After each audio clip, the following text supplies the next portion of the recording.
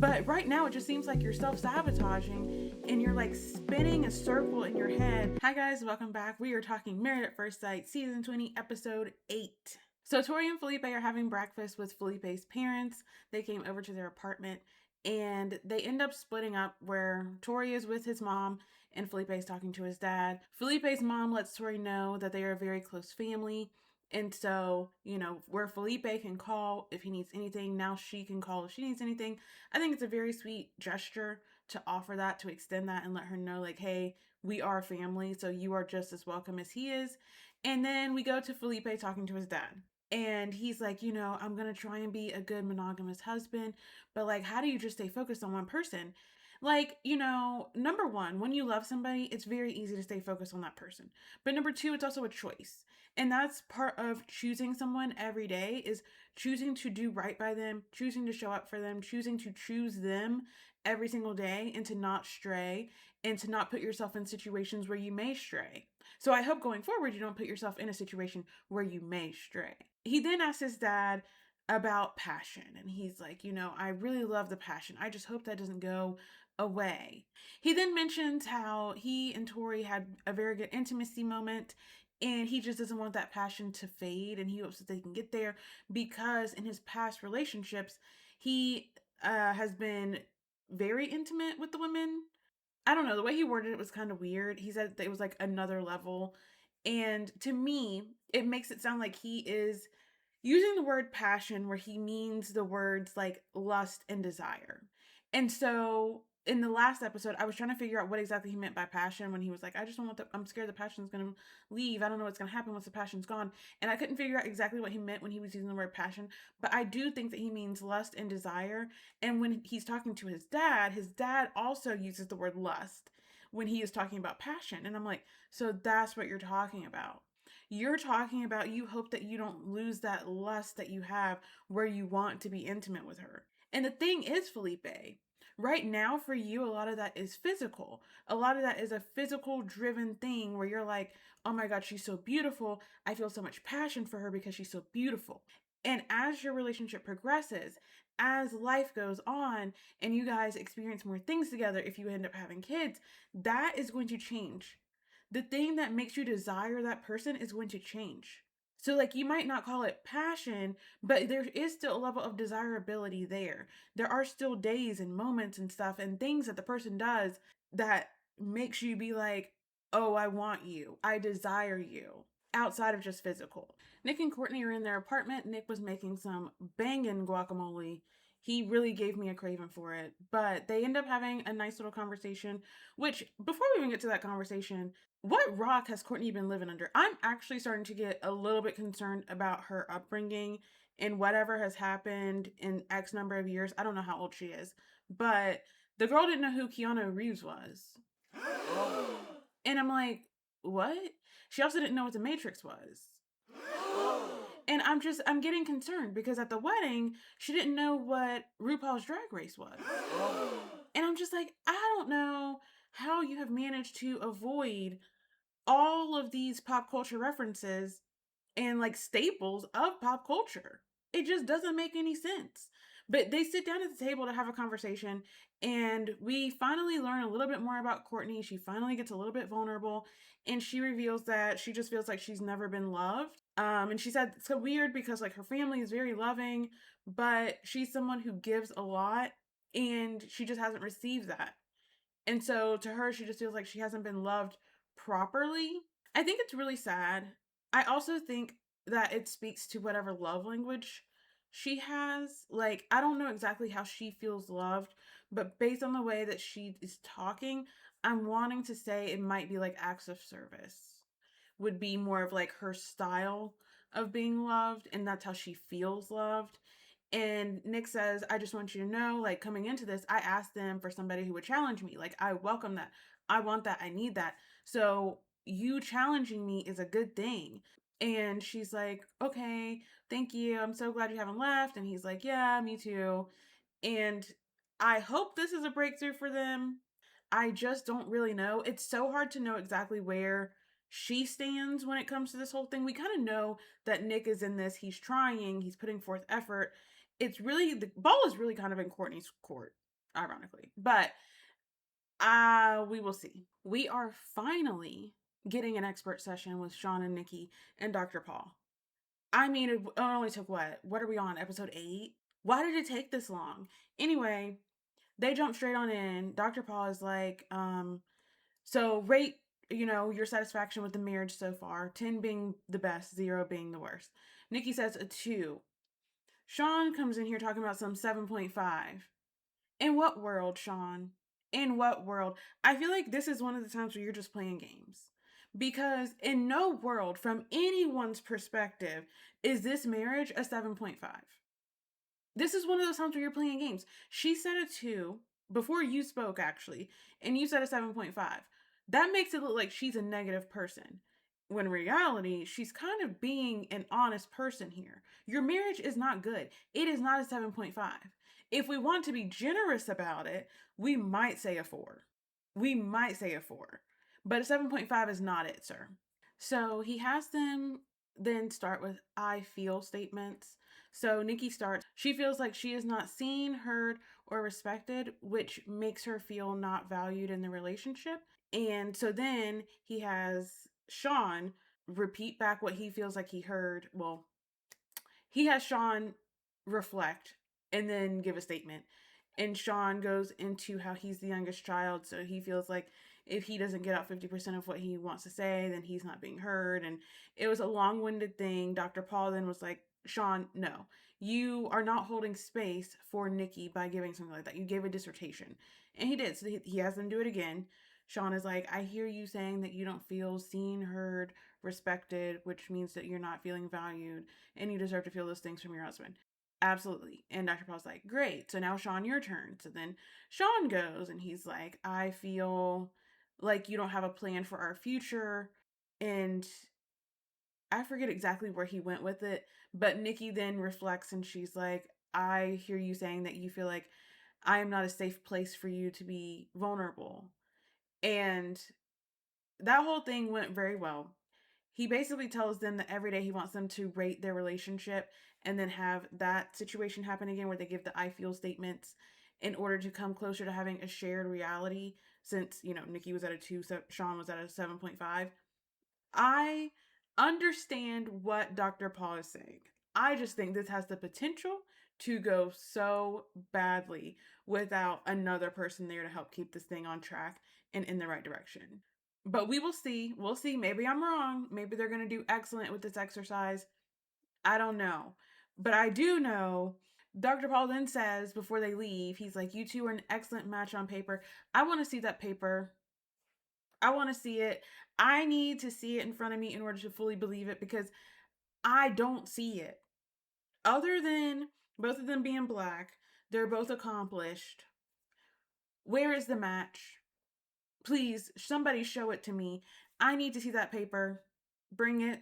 I'm asking, what do I need to file in order to have that paper arrive at my door tomorrow? Michelle and Cameron are at like a pottery date where they're painting ceramics and they're having a conversation about money, which we already know is very uncomfortable. Michelle says that she emphasized to the experts that she has a certain lifestyle that she wants to live. So she wants whoever they match her with to make at least 150K. And what does Cameron say? Oh, well, I don't make that. And you know what? Not to bring it back to Nikki and Shawn, but the argument online from so many people about why they put Nikki with Shawn is, well, Nikki was very particular about how much money she wanted to make. Do you know how small of a pool that is? I do know how small of a pool that is. But obviously, if the experts don't really care, like they didn't care with Michelle, she said that she emphasized, I want someone who makes 150K. What they do, give her somebody who doesn't. How come they couldn't have done that to Nikki? Granted, Shawn does not make 250. I'm not even sure if he makes the 200 that she asked for. But if you're willing to compromise on certain things to get a better match, do that for Nikki too. Anyway, back to Michelle and Cameron. It apparently becomes like a very awkward conversation. Cameron's like, I don't put an emphasis on how much, this is in his confessional. He says, I don't put an emphasis on how much somebody makes that I'm with. And it just kind of rubs me the wrong way that she did. Cameron, it does not rub anyone the wrong way that she did. It's important, especially if you do have a certain life you want to live. I'm sorry, but I'm not going to be over here making For example, let's say I make $120,000 a year. I'm not going to be making 120 while you sit over here and you make 60. I'm just not doing it. I do want, we all want someone who is like very close to our level, especially as women. We're not looking for bums. I'm not looking to take care of you. I'm not looking to pay all your bills. If you don't make the same as me, you need to be somewhere very close to me or more.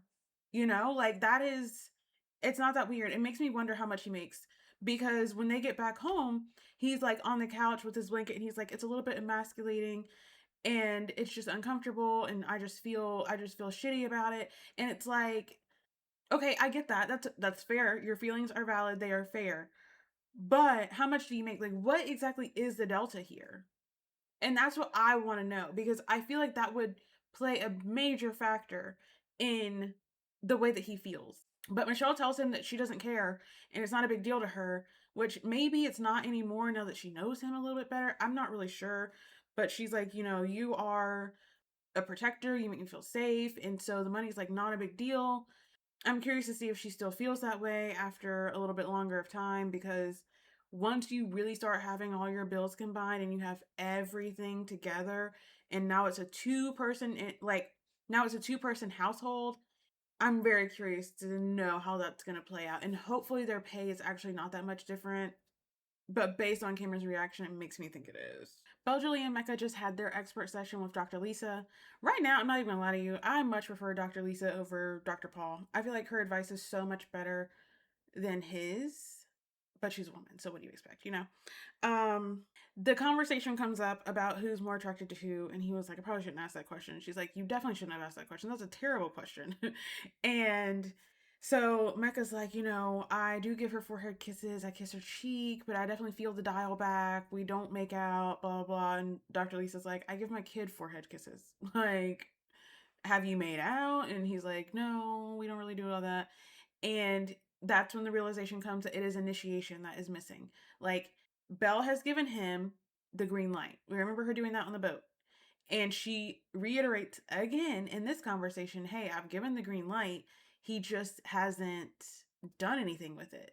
And so, in a confessional with Mecca in the middle of this expert session, he is talking to the camera and he's talking about how he has self diagnosed that he has sexual anxiety, in which he just has trouble initiating things because he's like scared. Like, what if it's bad? What if I don't perform well? What if the other person's not into it?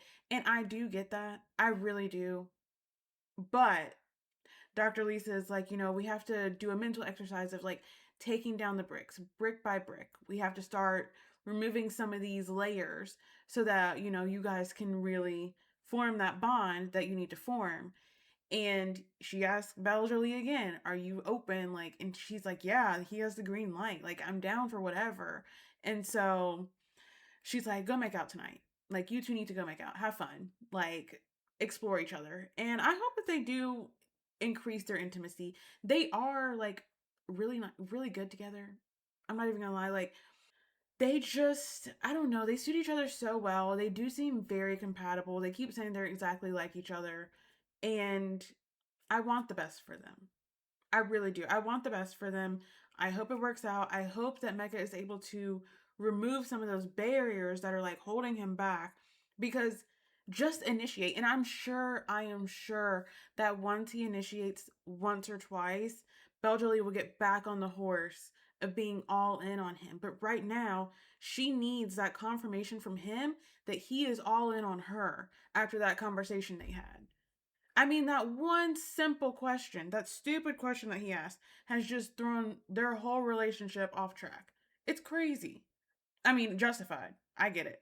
But it's crazy what one stupid question can do. Adam and Marissa are at Marissa's apartment. She's showing it to him, and they could not be more opposite, truly. Because Adam's cabin was just maximalist, for a lack of a better word. It had stuff everywhere, it was very chaotic. Marissa's apartment, as you would expect, it's very much what I expected. It's very like neutral, clean girl, very minimal, very clean. And they end up having like a little, I guess you'd call it like a paint and sip, where they're painting each other and having conversations about like where they want to live. And Adam is like, yeah, I don't think I could live here. And so he's like, I'm thinking we live on the lake at least for a year, save our money, and then we buy a stick house and another jet ski. And she was like, okay. But then in her confessional, she's like, I really haven't thought about like what I would want to do because I don't really know what I want to do. I think I could do the lake house for a year, maybe for financial security reasons, but I'm not really sure. I need to have more conversations with him on like a serious note because I never know if he's being serious or not. And so then they reveal their art to each other, and you can see that Marissa actually tried. Her painting was actually very, in my opinion, accurate to what Adam looks like. And then Adam turns around his painting, and he did not take it seriously at all. He just drew like the ugliest version of her that he possibly could. And at the top, he wrote cooked. And it's like, the fun and games, the goofiness, the silliness is fun for a bit, but there also comes a point where you need to be able to like be serious. Like, I don't want to be joking all the time. I don't want to be goofing off all the time. And I'm sure that does get old. I'm sure for Marissa, it's going to get old when you don't know if a person's being serious because they're never being serious. It just, I don't know. He's very childish. And he does seem like he's kind of stuck in his way. He doesn't even care about like what life she has in the city. He's just like, yeah, I love living on the water, especially in the summer. And it's like, okay, but she loves living in the city. You can't just expect that she's just going to uproot and move to the lake because that's what you want. Nikki and Shawn are back in their apartment having dinner, and I feel like we're seeing a new side to both of them, which is kind of crazy because I'm like, we are 8 episodes in, and I feel like maybe this is our first time seeing the real version of both of you. Like, Nikki is funny. She is soft. She is personable. Like her hard shell is just gone. Shawn is not cold. He doesn't have his tough exterior. And they just seem like normal people now versus I guess the personas that they were bringing in. And maybe it is that they left their egos at the door, but this actually is the first time that I've seen them seemingly get along in a real and true way. And Shawn asked her, how can I show up for you the next time we're at the group dinner? And she's like, I would like to defer to you, to be the leader of our relationship. And, he's like, I want to be able to do that and whatever. And they get into this very nice conversation, which I relate to a lot, obviously, once we get into it. But they're talking about like how being Black, especially in corporate America, you have to have an ego. And that's the only way that like you get into places because you're underestimated or you're doubted. And it's like you have to prove yourself so much that you do develop this ego that does not serve you well in a relationship, but it serves you well in the workplace. And they seem to be just now realizing it doesn't work here. It doesn't work in this environment. It doesn't work in this home, in our marriage, in this relationship. Like, it has to be left outside of here. And it does have to be left. But I do get what they were saying. And Nikki's like, I love being underestimated. Underestimate me. And Shawn's joking. I hope he was joking. He was like, I feel like that's a therapy issue. I don't think it is. I also love being underestimated because I also know what I bring. I know what I can do. And I think that's what Nikki was getting at is it adds such a fire under you that it makes you be at the top of your game every time. And Shawn even admitted that, his ego is the thing that got him into the positions of power that he may not have even been ready for. But you come in with that ego and I can do this, I got this, don't question me. And it gets you places. And it does get you places. It just doesn't get you great places in a relationship. You got to be able to check it and leave it. But I'm not even going to sit here and say I'm hopeful for them. I don't know how long this is going to last. I'm going to need to see at least like 2 more episodes of them behaving this way and getting along so well before I say I have hope for them. But if we continue this trajectory, then we're on a great path. We get a clip of Caitlyn leading a cycle, like a spin cycle class. This is the most alive I've ever seen her. I feel like in this environment, she is in her element. Like, this is the true version of who Caitlyn is. She looks so happy, so vibrant. Like, oh my God, it was a whole new person. Devin and Caitlyn are at dinner with Caitlyn's friends, and he's meeting them for the first time. They're just chit-chatting, and we learn that Caitlyn's friends are very similar to her, where they all like their alone time. They don't like being with somebody 24/7. They don't like being with their partners even that much. One of her friends just said that she spent a month away from her husband, and then her husband was like, hey, I think I'm gonna stay in Vegas a little bit longer. And she was like, all right, sounds good. That to me is kind of crazy.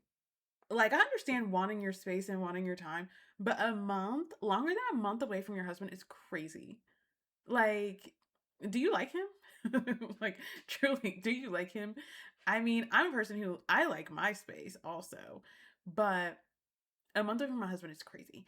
I like at least an hour with him a day. But I also think that's because like I work from home. So I don't see anyone, talk to anyone because my job is also not like on calls. So I spend all day by myself until he gets home. So I like to have an hour of time with him, and then we do our own things. Sometimes we hang out the whole night, but most times we do our own things and then we come back together at the end of the night. A month away would I would not be I would be unwell. This is like a whole different level of I want to be alone. I wouldn't even call this independence. I would call this something completely different. We catch up with Cameron and Michelle, and Cameron is having to go to Portland for a few days this upcoming week to practice since he is a college basketball coach. And so they start talking about like what does she want from him. So he's going to give her a good morning text, a FaceTime call in the evening, and a good night text with a kissy face. And then she, in her confessional, says that in the past, she has texted a guy 25 times with no response. Michelle, you need to make that limit. If you're not married to him, you need to make that limit like 2, 3 times max with no response. Let's not do 25 ever again. I blow up my husband's phone, but that's because he's my husband. I don't blow up anybody else's phone that way. Well, maybe my mom, but nobody else. 25 is, I'm not going to say it's crazy. 25 is a lot. 25 is a lot. Cameron also tells her that he will send her a text if he sees something that makes him think of her, or if he sees something funny and he just wants to share it with her. And she said, oh, good, so we're aligned on that. And I love that. I think it's so sweet that he wants to send her a text whenever he just has a thought that makes him think of her. It's just very intentional. And it's like one of those sweet nothings, where it's like nothing big. It's a very small thing, but it's very sweet and it just adds a layer to the relationship. So Belle, Julie, and Mecca are in their apartment about to fulfill their homework from Dr. Lisa. I don't know what step of the homework they went to though, because they got in bed with robes on and they were talking about how many kids they want. Mecca wants 2, Belle, Julie wants 4. And then they start doing a little bit of kissing and we hear Mecca say, I don't have my robe on anymore. So they may have just jumped straight to the end of the homework. But good for them, I guess. So Courtney and Nick are headed to Oregon to go meet her parents and her sister, I believe they said. And when they're in the car, they're talking about where they would want to live. And she's like, would you ever, or is it important to you to be near your parents and your family? And he's like, no. And she's like, would you ever see yourself moving to Oregon? And he's like, no, because of the weather. And she says, okay, well, I know, like, if I were to ever have kids or anything, like, I would want to be in Oregon. And he's like, well, I didn't know you were set on being in Oregon because that sounds like a deal breaker. And she's like, yeah, kind of. Like, family's everything to me. And I feel like if it was truly a deal breaker, maybe they wouldn't have put you with Nick, who doesn't want to live in Oregon. But then again, maybe they think that it'll just change. Or maybe that just never came up. That's also possible. They are eating blow pops. I cannot tell you the last time I saw a blow pop. But once they get to her family's house, they're holding hands walking up to the door, and Courtney's like, oh, we can't hold hands. They'll make fun of us. Girl, what is going on in your family?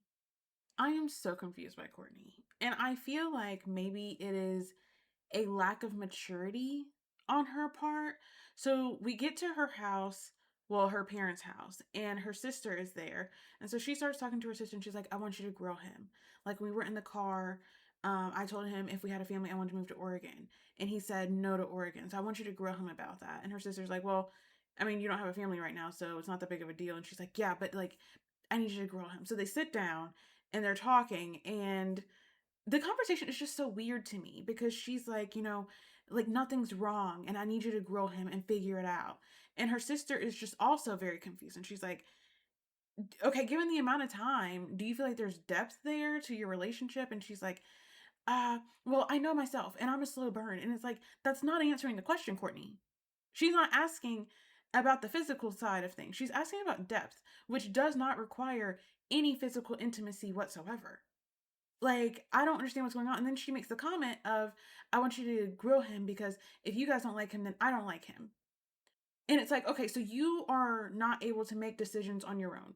You don't know how to feel things on your own based on your own experiences. You want your family to tell you if they like him. That way, then you can be like, okay, well, they like him, so I like him. Or, okay, well, they don't like him, so I don't like him. No, you need to make that decision for yourself. Do you like him or do you not? Like, without your family's input, do you like him or do you not? Because if you do, then pursue this. If you don't, then don't. But it's very confusing, and to me, it just screams a little bit high school. It feels like she needs help making decisions and figuring out what she feels, which gives to me highly influenced. I think she is easily influenced, easily persuaded. I feel like that means that she doesn't have like any strong grasp of who she is. So Courtney and Nick are having dinner with her family and they're all talking, joking. It's going very well. So when Nick goes to the bathroom, Courtney's like, all right, so let's talk shit. And they're like, whoa. And she's like, okay, well, maybe not that. But what do you guys think? And they love him. And they're like, you're self-sabotaging. There's nothing wrong with what's going on here, but you want us to find something bad. That way you can be like, okay, now I can get out of this. And in her confessional, she's like, my family keeps me honest. So like, I trust what they say, but at the same time, like, you guys aren't with him 24/7. So maybe you just aren't seeing it and maybe I'm right. And I'm like, Courtney, what do you think you're right about? You also haven't said what you think is wrong. You're just wanting somebody to find something wrong. So if something is wrong, name it, say it. But right now, it just seems like you're self-sabotaging and you're like spinning a circle in your head and weaving a narrative together so that you self-sabotaging seems justified. And I just need more context about what you feel is wrong here. But anyway, that was the end of episode 8. Thank you so much for watching. If you enjoyed, make sure you click subscribe so you don't miss episode 9 and all the other episodes coming up. And I will see you guys very soon for episode 9.